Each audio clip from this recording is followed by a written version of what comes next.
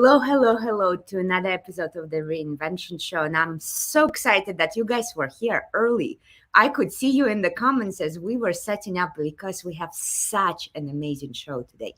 But those of you who are just joining us, I am Dr. Nadia Jaksimbayeva, and here at the Reinvention Show, we come together to share how do we live in today's volatile, uncertain, and disrupted world.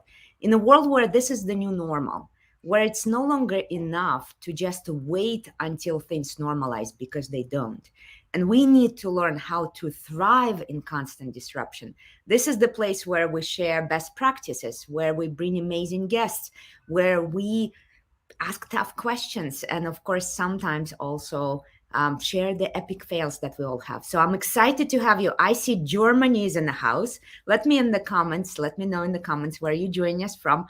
I see South Africa in the house. Lorna just defended her status as a certified reinvention practitioner.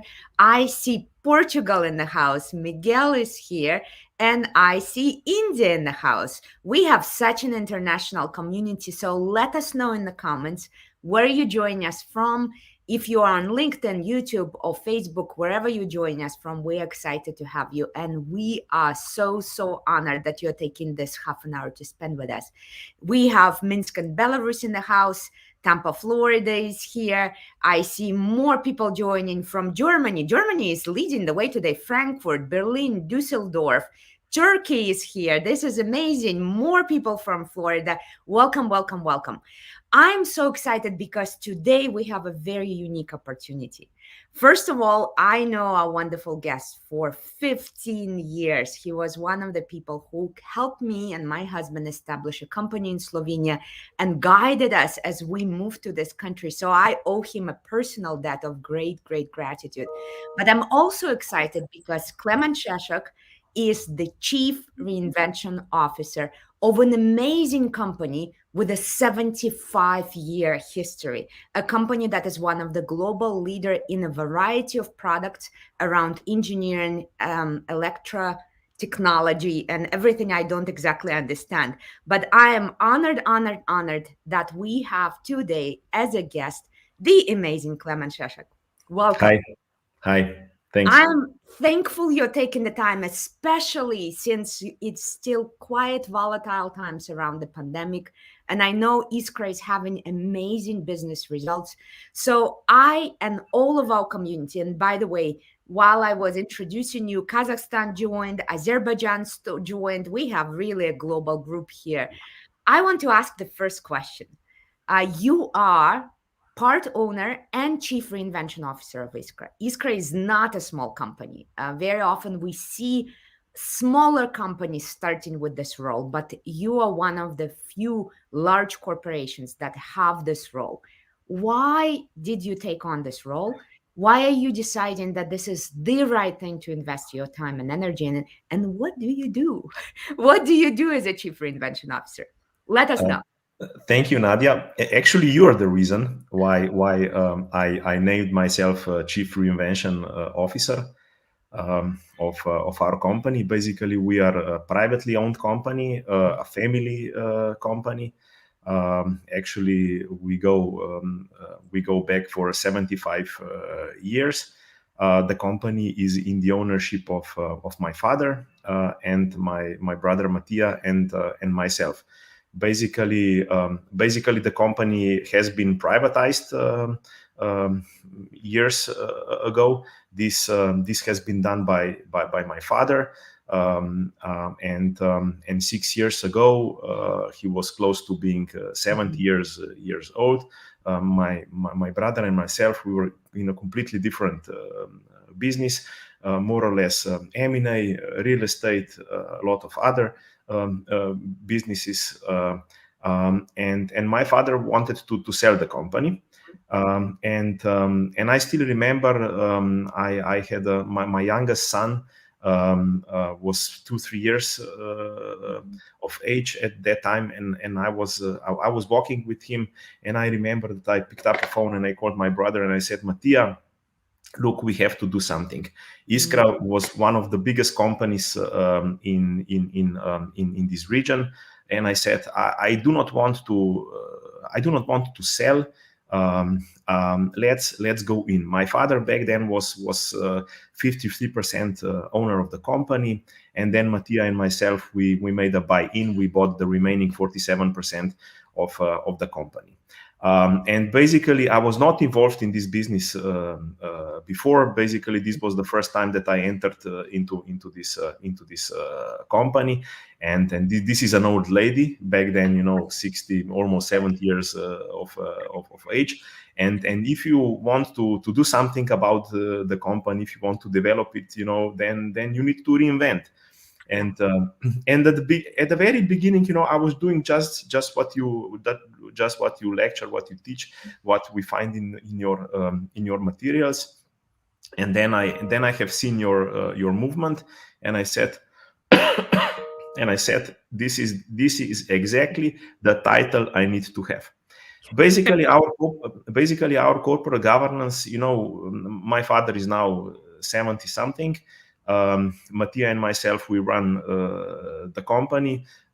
We have a structure in place. We have 3 directors who, on the operational level, take care of the company. The company is quite big for what we do in the region. We are €250 million of revenues. This year's budget is going to be 300 something million euros. So we are growing. And basically, my job is to make this 75-year-old lady like a teenager. I really like. I love that metaphor. Yeah, I really like. Especially because now we are dealing with the Generation Y. Yeah, it's hard. I'm 47 now. Sometimes I don't understand, but I think all is well if I don't understand something, but this is the manpower that we need to rely on for the future. And I try to reinvent. I often listen to your courses. I read a lot. I did MBA just now. Love that. Love that.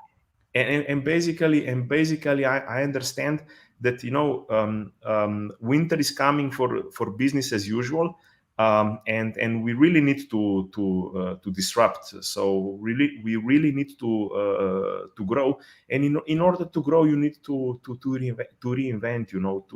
To take a look at the matters from a different perspective. And I really hate when people talk to me, or when they express their concern about why are we doing changes, and then I have to explain why the need to change, why the need to reinvent. But now I'm in the organization since 2015, and people are used to the fact that we are changing on a daily basis. All the time. Let me highlight for our listeners a few things that you just mentioned. And by the way, everyone, please post your questions for Klemen in the chat. We would love to ask your questions as well. But few things that I thought were very interesting. This metaphor, when you have a company that has a long history, the question of how do we take an old lady and turn it into teenager on a regular basis becomes a big, beautiful metaphor.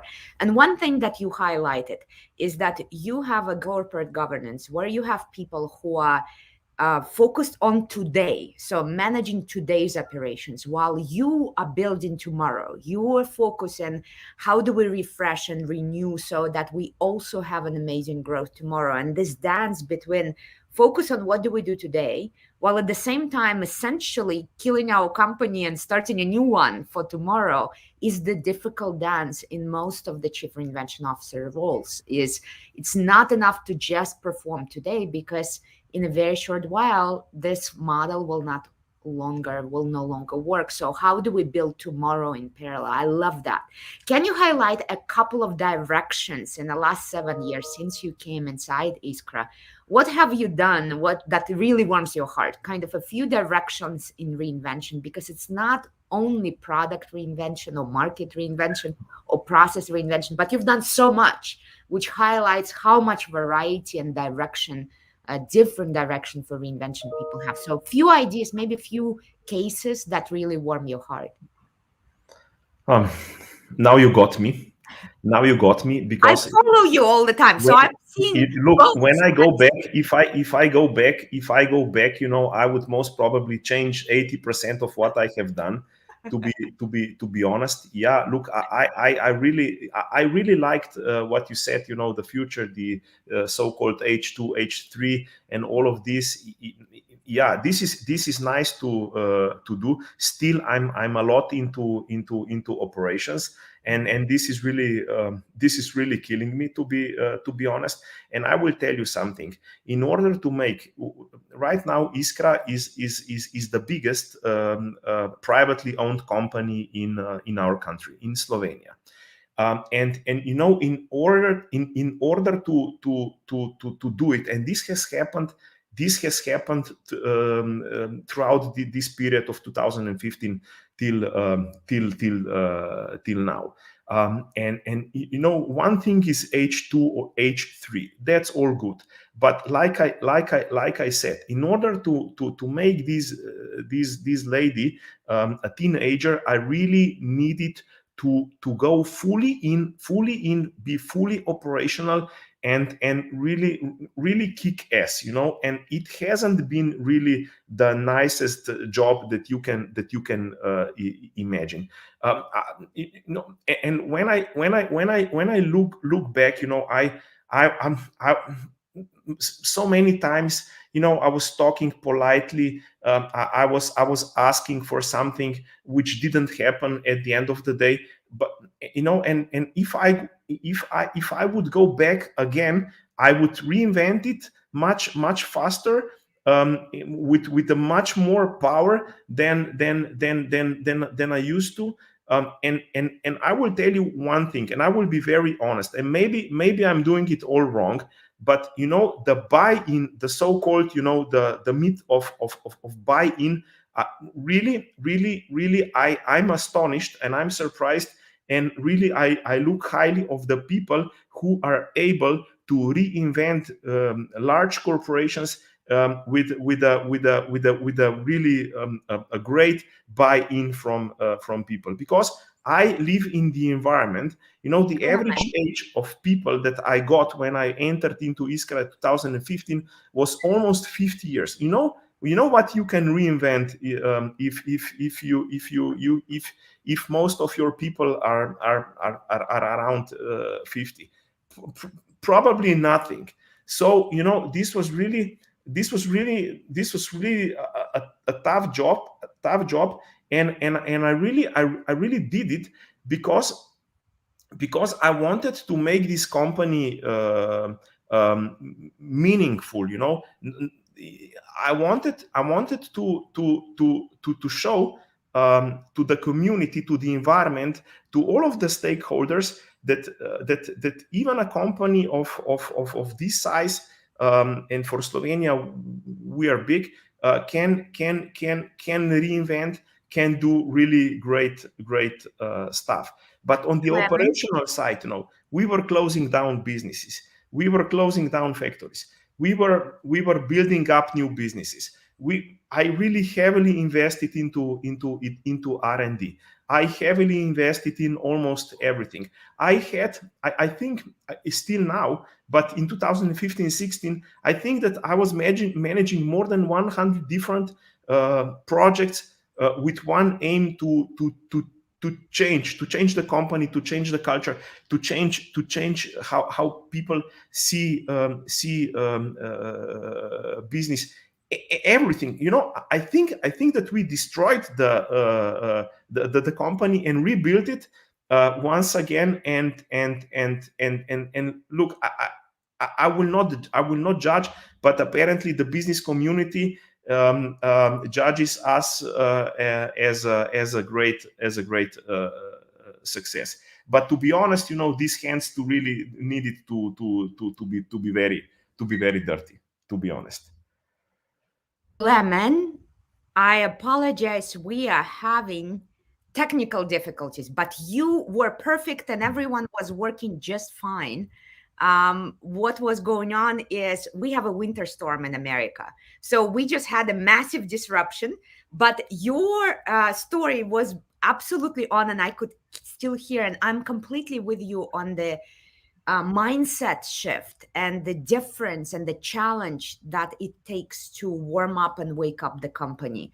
And what do you do when you need to make difficult decisions? Close companies, cut places where it's no longer working, create space and room for the places that are working and that should be active and grow. It's like in a garden. You cannot do things if you do not weed out. And I'm happy to see that our community heard everything as well. While me were disconnecting, Klemen was here holding the fort and bringing down the quality. So absolutely, the mindset shift is a big question. So and a big problem. Look, and a big problem. And a big problem. This is actually the biggest problem we are facing right now. And I will tell you one thing: this COVID situation is killing the whole thing, because you know, again, I'm very honest. We have 1,600 employees, and you know, I'm very concerned how the perception of work, what will happen to this perception of work in the future. You know, Absolutely. we are industrial / technology company. We still have a lot of people on shop floor, and you know, and we need to attract also the young ones. Yes. But you know, but everybody today is thinking about building up communities, platforms. You know, you really need to. I read the book Dan Lyons. I'm pretty much sure that you disrupted. You please read the book of Dan Lyons, Disrupted. This is really crazy. But you know why people?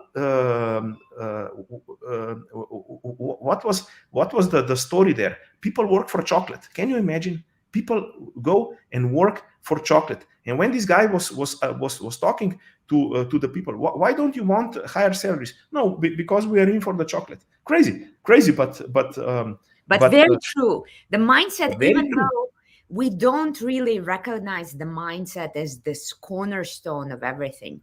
Without that, no technology will work, no solutions will work. It's irrelevant what you bring. It just does not really come about. And this change in the future of work, this idea that what work is and what we expect from our employment, now with COVID, everyone really questioning and rethinking, who do I want to be? How do I move forward? Is creating a very difficult challenge, especially for manufacturing company, because you are not, I don't know, cool and hip, whatever software company with a flexible hours. You have to be physically on a production floor to create value. So and you we need to deliver at home or on Bali at your computer and block. You have to actually be on the production floor working with your hands and your mind as well. And I will tell you something very important, Nadia. Look, in the industry, in the production, there is a honeymoon in Europe. Because what the COVID brought this big disruption. You know, the ties with China are disrupted, and I can see and I can feel this. Again, industry business is booming in Europe. I can see it, and I can really see it. So basically, but you know, this will change. This will not go on for forever. So basically, you know, the God slightly opened a window for us in opening. Exactly, for us in Europe, and a lot of people think this will go on for forever, but it will not go on forever. I tell you one thing: here in Europe, we are an old community. We are very old. I know the figures for Slovenia, 2050. So in less than 30 years, 2/3 of population will be over 65 years. Yeah. So, you know, what are we going to who's going to work? Exactly. Who is going to take care of the people. Absolutely. Which brings us to great questions from our community. So one question about changing the mindset is a personal question and comes from Portugal. Yeah. We have a beautiful, also business owner. Miguel works in taxation, your former one of your businesses, and he works in an audit as well. And he's a certified reinvention practitioner. And Miguel is asking, how did your father take all this reinvention you brought in the company? I'll So tell you, Miguel. tell Look, us. I'll tell you, Miguel. Nadia, you know me. You know me. Look, I was fairly successful. Yes. Before I joined my father's company. Actually, I didn't come to work for my papa because I made a buy-in. My brother Mattia and myself, we made a buy-in. And in 2015, you know, this change of power happened in 5 minutes. Wow. So basically, my father virtually handed over the keys of one of the factory, and he said, "I'm now off to the seaside to my sailing boat, and that's it." So Klemen, Mattia, this is on your plate now. Basically, you need to learn how to swim. Basically, I asked my father, "Look, can you please prepare some kind of a memo? What do I need to pay attention to?" I never got this memo. I really needed to learn everything by myself. That's why I said that I needed to go into the mud. But both Mattia and myself, you know, we were raised in a way that you need to work. And basically I was really working like I still now I work No, like I see by your post how much stuff is happening. Is that yeah working a lot? exactly. So basically this was really this is really something nice to see how my father handled The the whole transition. transition. That's beautiful. Which brings us to another question from Sanya Marinkovic, who says, do you think this would happen if you were not a part owner? Which brings to a greater question, which is, can reinvention happen if there is no sponsorship from top management or ownership? That's really the bigger question is, how do you make this happen if there is no sponsor? It cannot even happen if there is no interest in top management or ownership. Do you think it could? Well, you know, a miracle can happen, but unlikely to happen. You know, I have seen a lot of companies. They have chief sustainability officer, chief reinvention, chief I don't know whatever. But then again, you know, these are the people that do not have that cannot influence the whole thing. So basically,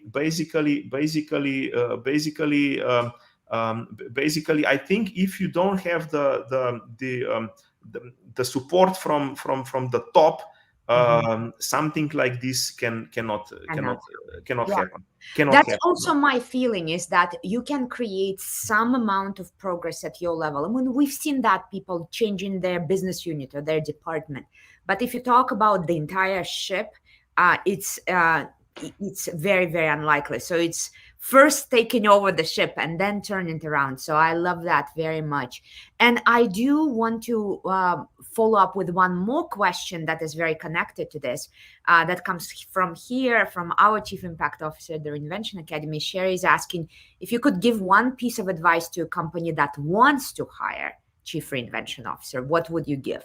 What should they think about, or how would they go about it if they want to hire Chief Reinvention Officer? Look, I think the following: if the company needs to reinvent itself, and more or less, all of the companies need to reinvent all the time, I guess. So basically, I think that the CEO has to do it. I think CEO has to spend majority of time reinventing the company. At least this is to my understanding. Because basically what I do, I am a CEO. I'm a CEO owner of the company. My job My job is to think about the future of the company, what we are going to do in 10, 20, maybe not 30, but you know what I mean.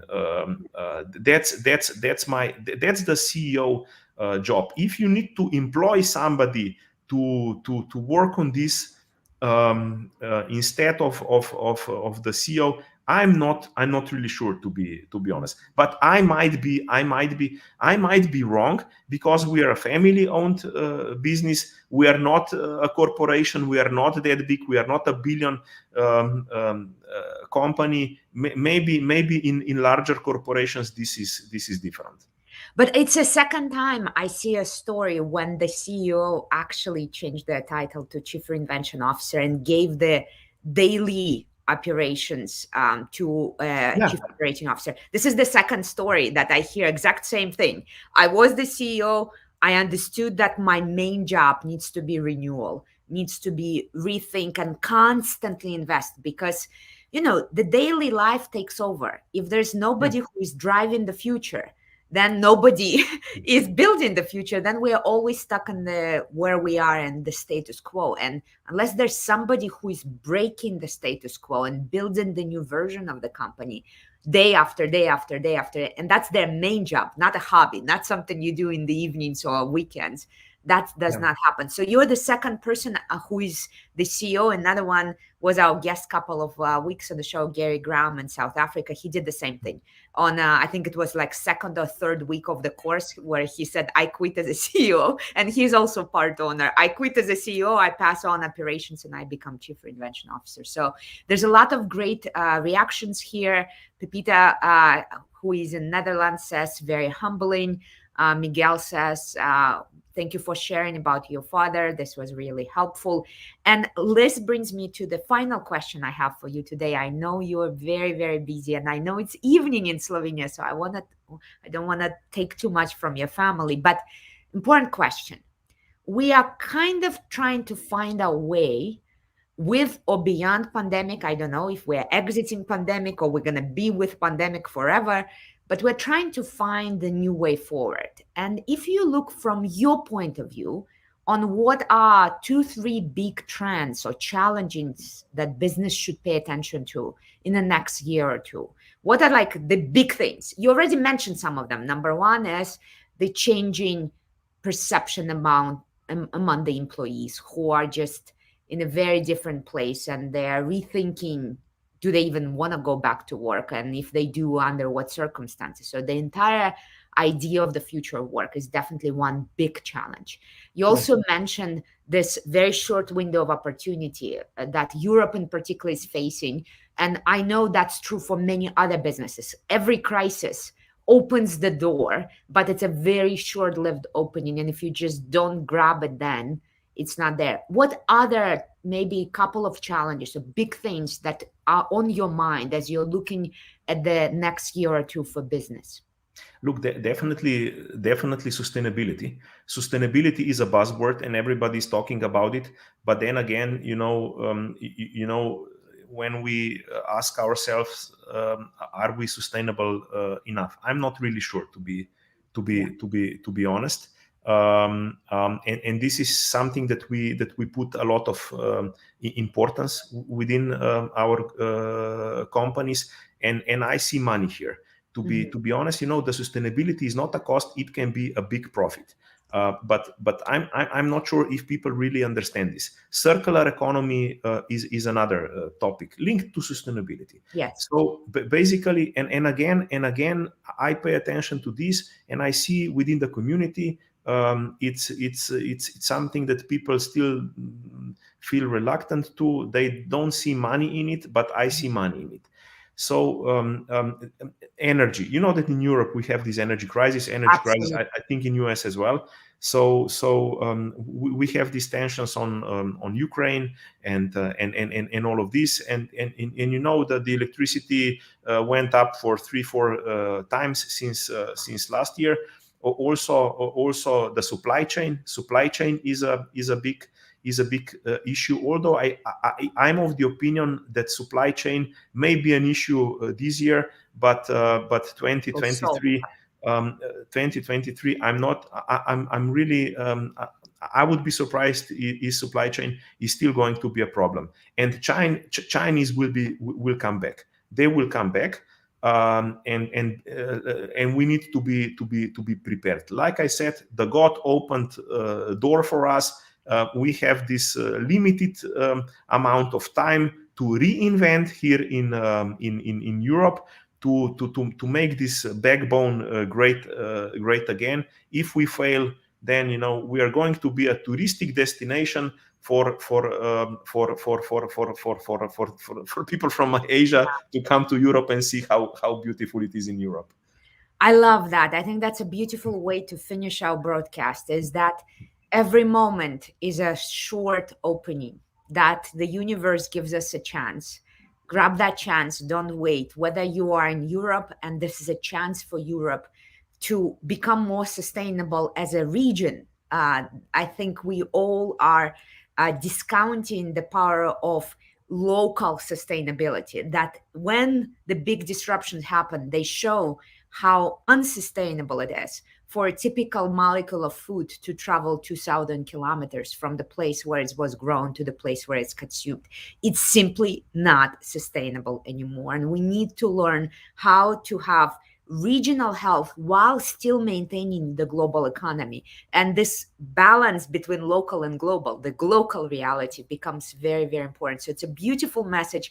I so appreciate you taking the time. There's tons of reaction in the comments. So really, really appreciate that you are here to challenge us as we think about the future and the reinvention responsibilities of companies and regions, and most importantly, opportunities to grab the new realities and turn them into something that makes us stronger, that makes us healthier, that makes us more sustainable. So thank you for being here. Thank you, Nadia. And here you have it, guys. This is another reinvention show. I hope you saw the passion in Klemen's words, the real life, honest and humbling story. And I hope you also see how disruption happens right in the middle of the live stream. This is all good.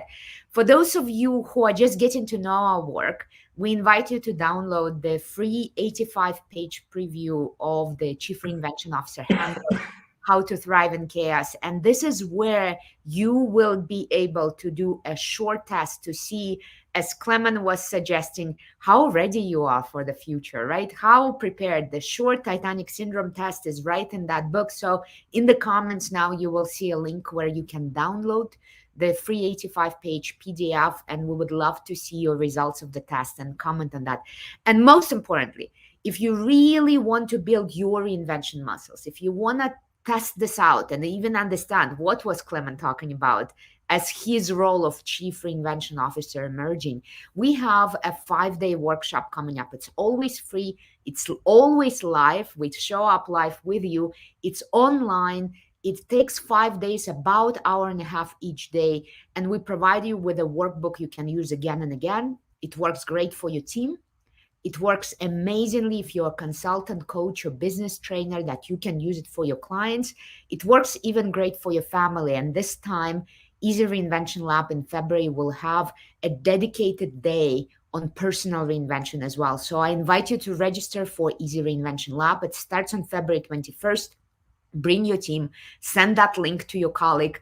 Make sure that you create a network around you, a community, a safety net around you that is helping you to survive and thrive in constant disruption. And with that, I send you a big warm hello. I'll see you at the next Reinvention show. And I thank you so very much for watching today. Have a great, great rest of the week.